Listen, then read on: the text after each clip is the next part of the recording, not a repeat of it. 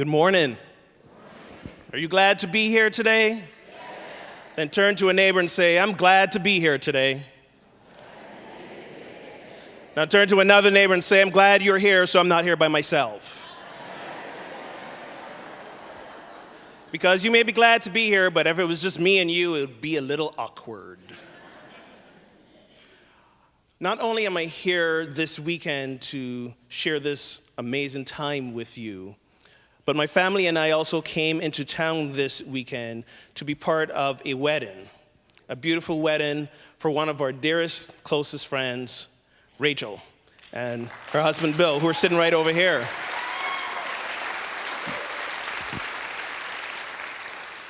They were married on Friday, so they're still in the I don't want to close my eyes phase. But those of us who've been married for a little bit longer, we know you're going to experience a few nights maybe in the future. I'm giving you some heads up of, I just want to go to sleep. Shh. Something else you might experience a little further down the line, again, just giving you some heads up, you will find that the nicknames you have for each other will change a little bit. So, darling, sweetie, love of my life, might become, in my case, as in my relationship, my nickname became somebody. And my wife would say things like, somebody ought to take the trash out. Somebody ought to cut the grass. Somebody ought to wash the car. Took me a while to figure out it was me she was talking about. But then I came across this story, this beautiful story. There were 4 friends. Everybody, somebody, anybody, and nobody. And there was an important job that needed to be done. And everybody was asked to do it. Now, everybody was sure somebody would do it, and anybody could have done it, but nobody did it. Somebody got angry about that because it was everybody's job, and everybody thought anybody could do it, but nobody realized that everybody wouldn't do it. So it ended up that everybody blamed somebody when actually nobody asked anybody.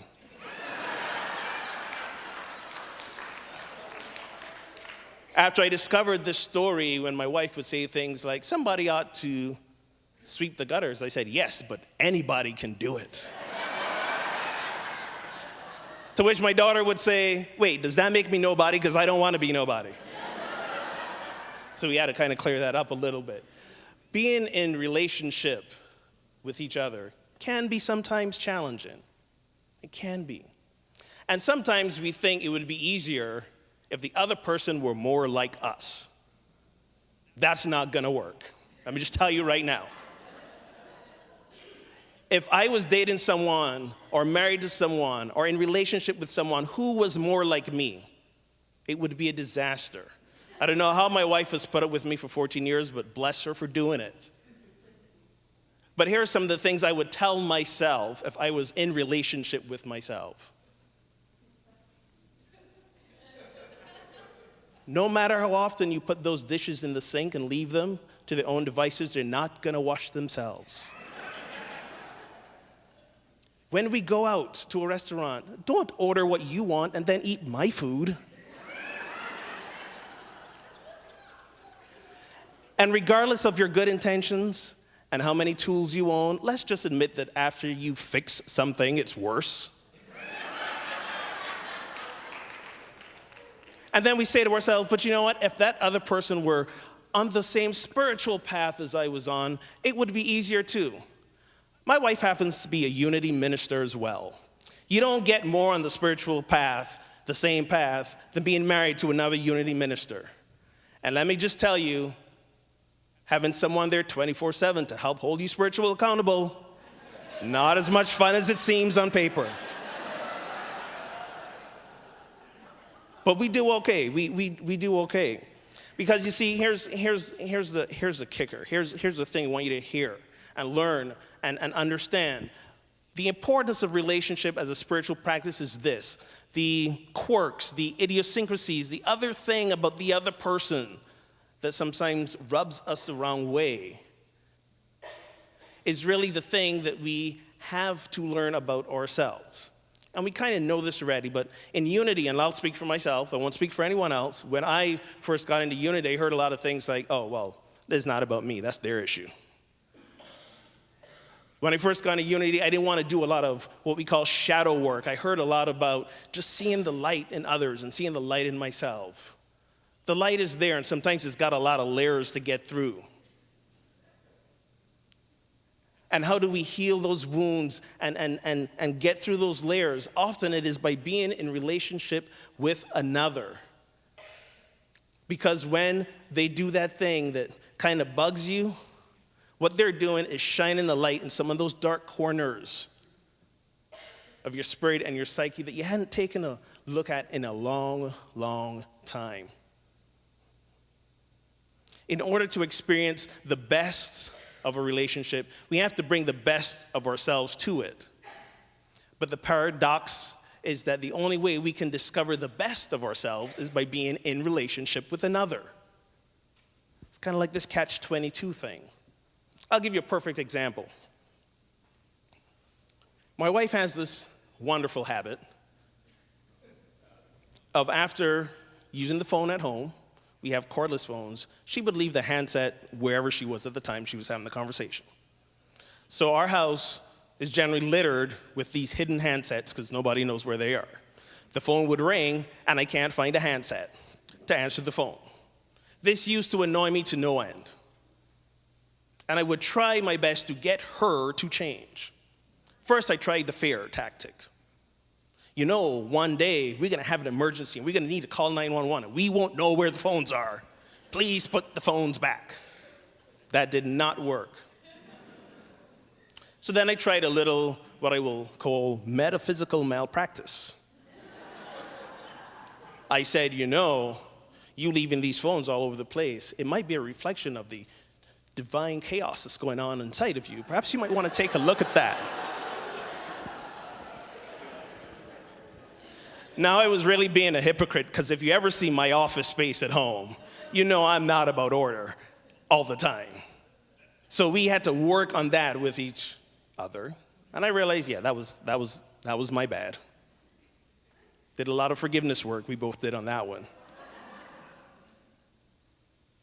But then I realized that I was asking the wrong question.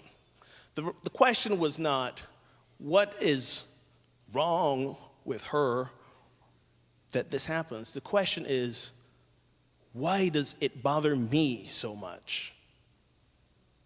What is it about this simple, unimportant event that is causing me so much turmoil?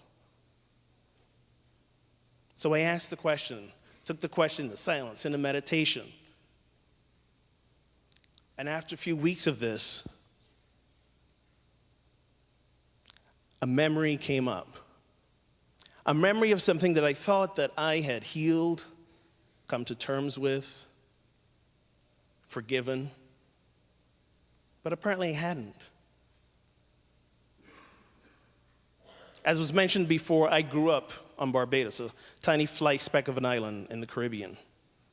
And my parents were entrepreneurs. They started their own mom and pop shop that grew into a bigger supermarket when I was maybe a year or two old. And because they poured their hearts and their souls and their time into this business that at one point was open 7 days a week, I was raised by aunts, I was raised by grandparents, I was raised by the village, if you will. One of these aunts lived directly across the street from the store. So I have a memory of 4 years old, looking through the front window of her house and seeing my parents and waving at them. And that might be the only time I saw them. And I didn't know how much that profoundly affected me. It still does as I bring it to mind. That the two people at that age I loved the most were so close, but yet so far.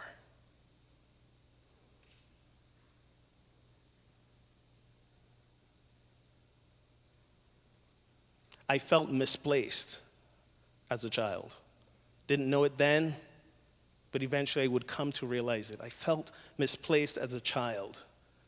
So in my own home, when things were being misplaced. It was triggering that feeling, that deep emotion that I still had not really healed. This is the power of being in relationship with another. And it doesn't need to be a romantic relationship, any relationship with anyone. This is the power of it as a spiritual practice. It lets you know the things in you that may still need some healing. And in this healing, we bring ourselves to wholeness.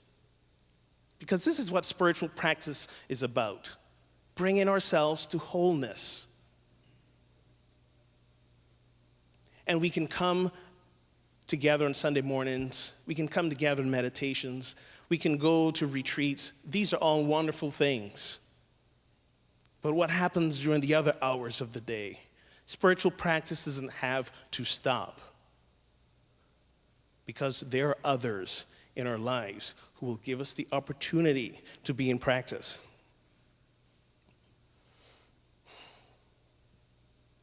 Perhaps the best people to do this with you are your very own family members. My mother, for example, continues to be my greatest opportunity to practice the presence. But I am okay with that. Why? Because when I looked to the Bible and read the passages that involve stories of the way shower of Jesus, he had problems with his mother too. I know you're thinking, what? Where was that written? I'll give you 2 examples. When Jesus was 12 years old, his family went to Jerusalem to celebrate Passover. This is in the book of Luke. And when they began to go back home, Mary and Joseph realized Jesus wasn't with them. But they said, there's a lot of us. Maybe he's in another part of the group that's coming back. But then they realized, after a while, he wasn't with them. So they went back to look for him. And we have this wonderful story of they found him eventually after 3 days in the temple with the priest, and he was engaged in some deep spiritual dialogue. One of the things I'm grateful for being a student of seminary here, Unity Institute, is that we have some wonderful, absolutely wonderful teachers. And my Bible teacher, E.J. Niles, encouraged me to read deeper into the story. So I read deeper, and here's what I came up with. Jesus ran away from home. He decided at 12 years old, I am not going back home with these guys. How bad must it have been? It took 3 days to find him because he was hiding in the temple. Why was he hiding in the temple, and why didn't they think to look there? Here's what I think. I think he hid in the temple because he thought, that's the last place they're going to look for me. Why? Because at 12, I didn't want to go to church. I'm thinking at 12, Jesus didn't want to go to synagogue. So he said, let me hide in the temple. They'll never find me there. This continued into his adulthood. In the book of John, we read about what was generally accepted as Jesus' first miracle, turning the water into wine. Let me read the passage for you. From the book of John, chapter 2. Now, on the 3rd day, there was a wedding at Cana in Galilee. Jesus' mother was there, and both Jesus and his disciples were also invited to the wedding. When the wine ran out, Jesus' mother said to him, they have no wine left. Jesus replied, woman, why are you saying this to me? My time has not yet come. His mother told the servants, whatever he tells you, do it. And if we are familiar with the story, he tells the servants to bring some jars, he fills them with water, and he performs this miracle of transforming them into wine.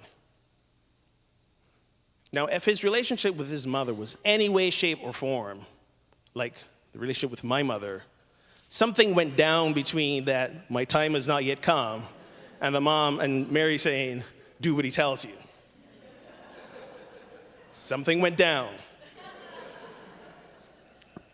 Here's what I think went down. Jesus said, woman, my time has not yet come. I believe Mary took him aside, leaned into him and said, first of all, I am your mother. You do not call me woman.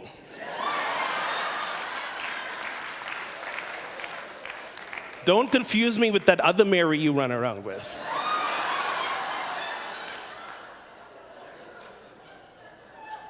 And second of all, what do you mean your time has not yet come? Okay, I know bringing that bird back to life was a little troubling and it didn't work well, but it's okay. You know, start with something small, then work your way up to resurrection. You got this. Mama loves you. Bring in some jars.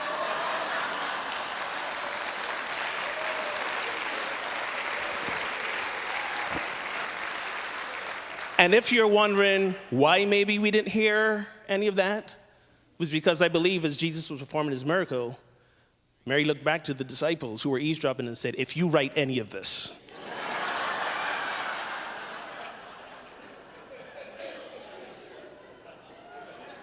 we can learn so much about what's not said in the scriptures.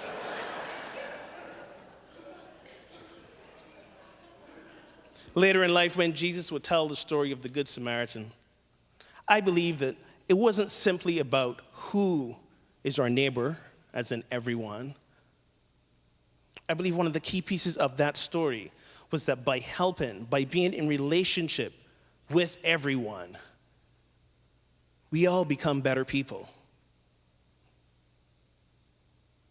When I read the stories of Jesus, he demonstrated time and time again that by being in relationship and by being compassionate to each other trumps everything else. This is the spiritual practice of being in relationship. Because when we are in relationship, when I am in relationship with you, I become a better me, and we become a better us. So my invitation to you this week and moving forward is to let your relationships stretch you. Let them open your heart. Let them shine some light into those dark places that we don't want to go. That's the power of it. That's how we come to wholeness. That's how we be God on this earth. Better me, better us. Namaste.